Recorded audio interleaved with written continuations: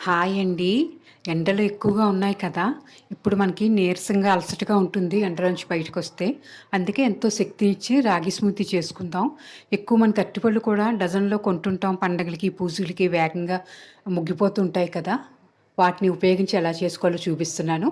ముందుగా కొన్ని బాదాములు తీసుకోండి. బాదాములు తీసుకొని నీరేసి ఒక హాఫ్ అన్ అవర్ గాని, 1 అవర్ గాని నానబెట్టుకోండి. మినిమమ్ 1 అవర్ అయితేనే ఈజీగా మనం పీల్ చేసుకోవడానికి అవుతదండి. ఈలోగా రాగి జావ చేసుకోవాలి. స్టవ్ మీద ఒక గిన్నె పెట్టుకొని అందులో 1 ½ గ్లాసులు నీళ్లు వేసుకోండి. ఇప్పుడు ఒక చిన్న గిన్నెలోకి రాగి పిండి 3 స్పూన్లు తీసుకోండి. ఈ కొలతలతో అయితే 2 గ్లాసులు సర్వింగ్ అవుతుందండి స్మూతీ. ఈ తీసుకున్న రాగి పిండిలో కొద్దిగా నీరు వేసి ఉండలు లేకుండా కలుపుకోవాలి. ఈ వేడెక్కుతున్న నీరులో వేసుకోవాలండి.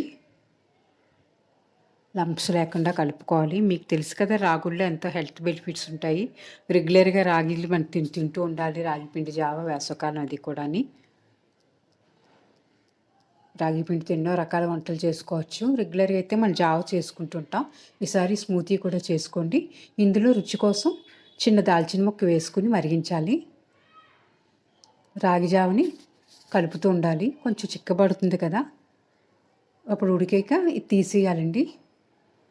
దాల్చిన చెక్క ముక్క తీసేసి ఇది బాగా పూర్తిగా చల్లారనివ్వాలి. స్టవ్ మించి దించాలి. పూర్తిగా చల్లారిపోవాలండి.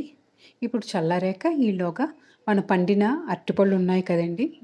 అవేస్తేనే స్మూతీ చాలా బావుంటుందండి. కొన్ని పంప్కిన్ సీడ్స్ తీసుకోండి. అలాగే అవిసె గింజలు ఉంటాయి కదా! వాటిని కూడా తీసుకోండి. ఒక మిక్సీ జార్‌లో ఇవన్నీ వేసుకోవాలి అరటిపండు. అలాగే ఇందాక ముందుగానే మనం నానబెట్టి తొక్క తీసి ఉంచుకున్నాం కదండీ! ఆ బాదాంలు కూడా వేసుకోవాలి. ఇప్పుడు పూర్తిగా చల్లారిన రాగి జావని ఇందులో వేసుకోవాలి. ఇది ఎంతో శక్తినిస్తుందండి. అవిసె గింజలు హెల్త్‌కి చాలా మంచివి. ఒమేగా 33 ఉంటాయి. అలాగే యాంటీ ఆక్సిడెంట్స్ ఉంటాయి. రోజు తీసుకోమని చెప్తారు. అలాగే గుమ్మిడి గింజలు కూడా రోజు గుప్పెడు తినాలండి. ఇవన్నీ కలుపుతున్నాం కాబట్టి చాలా ఎనర్జీ డ్రింక్ అని చెప్పుకోవచ్చు.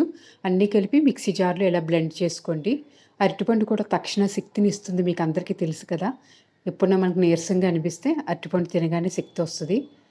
ఎక్కువ క్రీడాకారులు కూడా అరటిపండు తింటారు. స్పోర్ట్స్ మెన్ అందరూ కూడా. చూసారా ఎంతో టేస్టీ రాగి స్మూతీ తయారైపోయిందండి. ఇప్పుడు మీరు టాపింగ్ కావలిస్తే మీరు డ్రై ఫ్రూట్స్, నట్స్ వేసుకొని తీసుకోవచ్చు. అలాగే స్వీట్‌నెస్ ఇంకా కావలిస్తే కొంచెం సర్వ్ చేసే ముందు తేనె వేసుకోండి. ఈ కూలింగ్ కోసం నేనైతే టంబ్లర్‌లో పెట్టి ఫ్రిడ్జ్‌లో పెట్టానండి. ఎండవేళలో మధ్యాహ్నం వేళ ఇది నేను సర్వ్ చేస్తాను.